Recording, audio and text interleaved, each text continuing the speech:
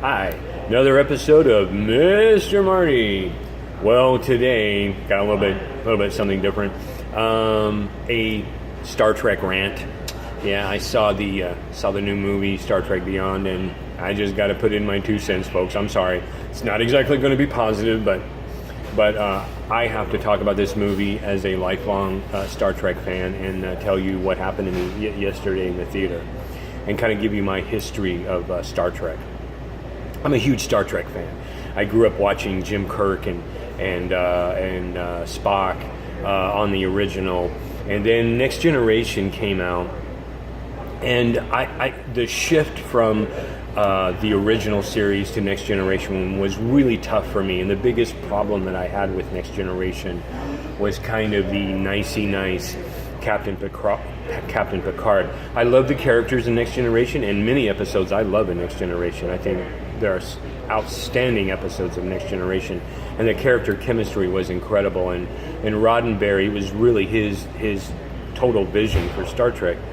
But I didn't like kind of I liked, where Kirk would confront somebody and just, open up with the phasers or photon torpedoes or something. But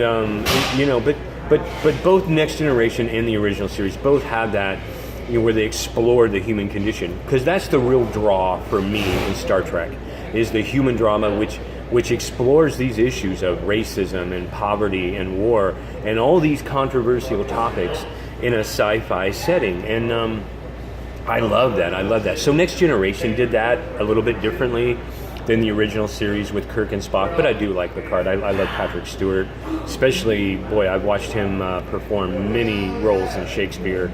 Wow, Mr. Marty loves Shakespeare, and I absolutely love Patrick Stewart. His role is, there's a film version of Macbeth you have got to see. It's absolutely incredible. And then Next Generation, after Next Generation was Deep Space Nine, which I was like, wow, now I'm really back into the Star Trek. Now we're cooking. And I really love Deep Space Nine. There were so many things about Deep Space Nine I liked. It kind of took Star Trek to sort of a kind of a darker twist, but again, still that exploring the human condition and philosophy and classical music and opera and Shakespeare and all these wonderful things. In fact, many episodes of Deep Space Nine were actually Shakespearean. Some of the characters, like General Martok, I mean, this guy is straight out of Shakespeare. I mean, he's almost like a Falstaff character with a batleth sword and whatever. And then Voyager came out, and I had a lot of friends that were very, I just hate to say it, but they were really almost misogynistic. They didn't, definitely gender prejudice. They did not like the idea of a woman captain. I was delighted by it. I love the whole gender role switch, which is why Mr. Marty's going to be taking care of babies, because I'm kind of doing a little stepping out of my ascribed gender role, because deep down inside I'm just a mom. I love babies. But so I loved how Kate Mulgrew, the actress, who bears a striking resemblance in both appearance and her speech patterns, her accent, to the actress. The name. This is what happens when you get old. You get Katharine Hepburn.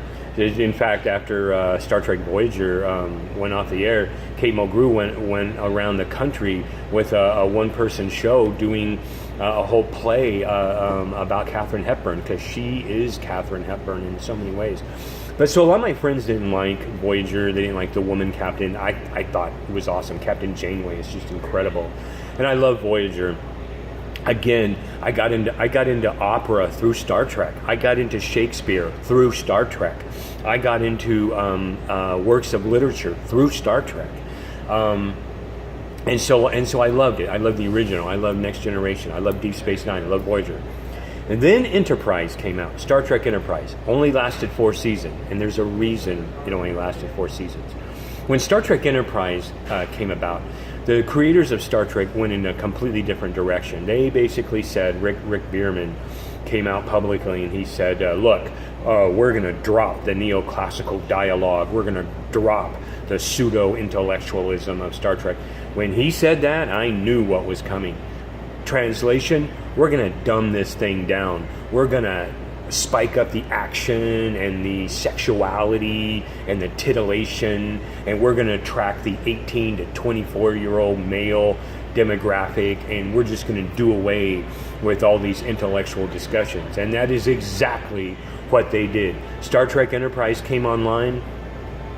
Star Trek fans like myself said, what is this garbage? I mean, we love Scott Bakula. He was a great choice for a captain. All of those actors in that series were just outstanding. Problem is, they were just basically handed a poopy diaper and said, here you go, you guys do the best you can with this. And, you know, these great actors were like, this is a poopy diaper, this isn't a good Star Trek script. And that's exactly what it was. And so fans like myself did not watch this. It was awful. So then that ended after only four seasons, and of course they start spinning this like, well, you know, it's this and that and whatever. But the reason is we abandoned the franchise in droves. Those of us who spent our money, who spent our time and invested so much of our lives in this franchise, we left. We just like, dude, we're out of here. If you're going to drop all of those things we loved, all the intellectual discussions, the references to opera and Shakespeare and this human drama, if you're going to drop that, it's just going to become this Wild West show where everybody's just, you know, shooting each other and sleeping with each other. In fact, that's what it was. It was, you know, who's shooting each other and who's sleeping with each other. That's all this thing was. So we left. And then they tried to entice us back with the films. They came out with these films. They said, well, we're going to make this new Star Trek film or whatever. And again, we're kind of aghast about it. This is, you know, we're going back to these films. So I went to see yesterday this new Star Trek film, Star Trek Beyond, just released in theaters, and I'm basically giving Star Trek a chance. I'm like, okay, I'm gonna go and check out this new Star Trek film, hoping that they've turned this ship around, hoping that they've now corrected the problem and they've said, okay, we're gonna turn this ship around and we're gonna right the wrongs.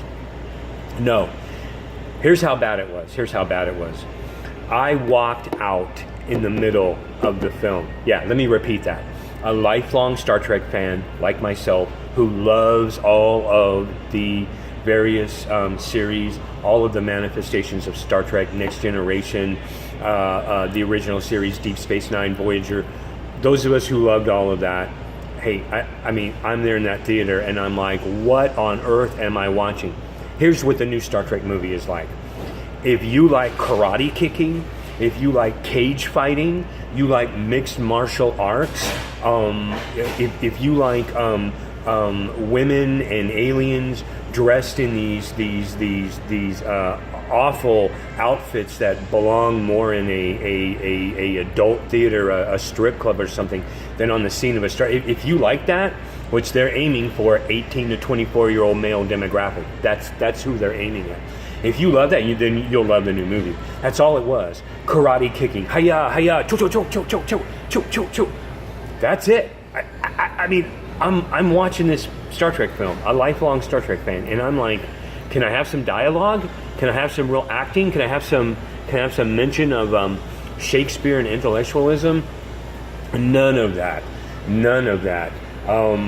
You know, I remember just off the top of my head a scene from the original series with Jim Kirk, and Jim is confronting a suspected mass murderer war criminal named Kodos the Executioner. And Jim Kirk comes up and goes, "Are you Kodos the Executioner?" And the guy says, "I'm an actor. I play many parts." And Captain Kirk is like, "Yeah, you're an actor now.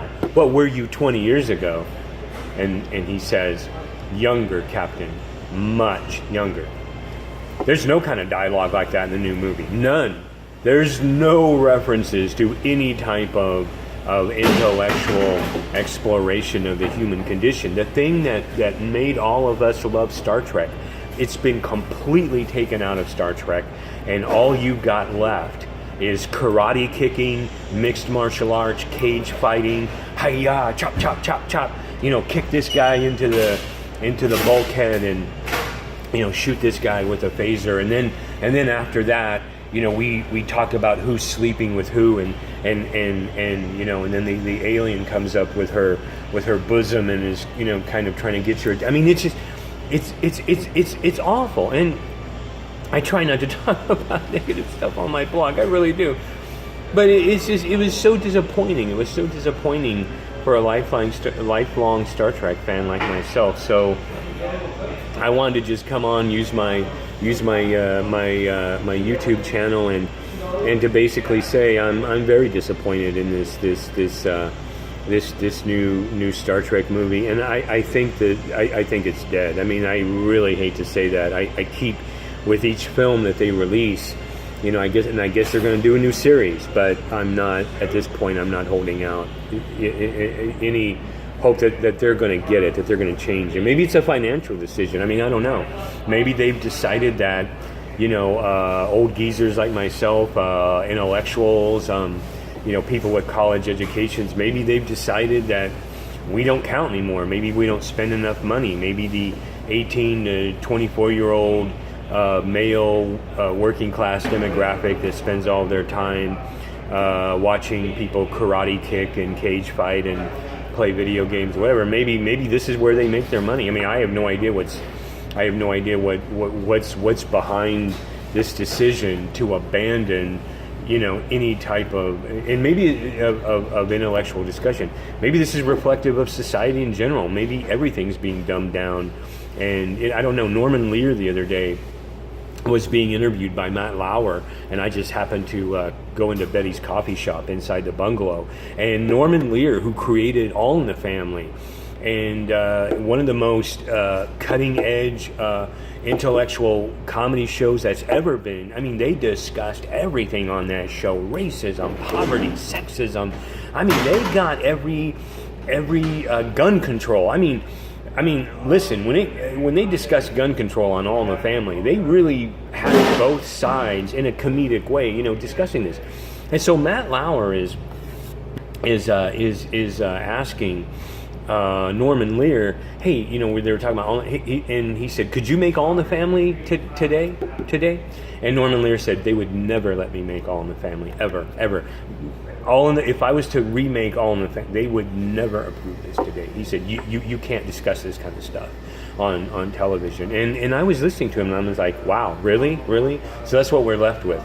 You know, television, movies, everything just being stripped of any kind of intellectual, thoughtful discussion and reflection, and then just gravitating towards the lowest common denominator, you know, titillation, violence, you know, sexuality, you know, whatever. And it is very disappointing. It's I don't know. I mean, there's nothing you can do about it, and I just wanted to come on here and say, if you're a lifelong Star Trek fan like me, you might be disappointed in this new movie, Star Trek Beyond. It's awful. But anyways, that's my Star Trek rant. And unless you're a Star Trek fan, you probably wouldn't have any interest in watching this video and watching Mr. Marty rant about Star Trek. But anyways, go out and be positive today. I'm gonna put a positive spin on this and say, hey, let's mine that gold mine that we were given on the original series that were,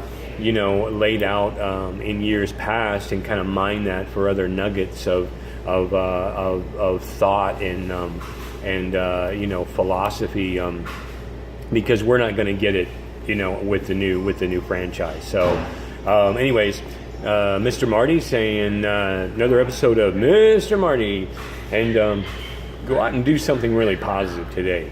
Thank you.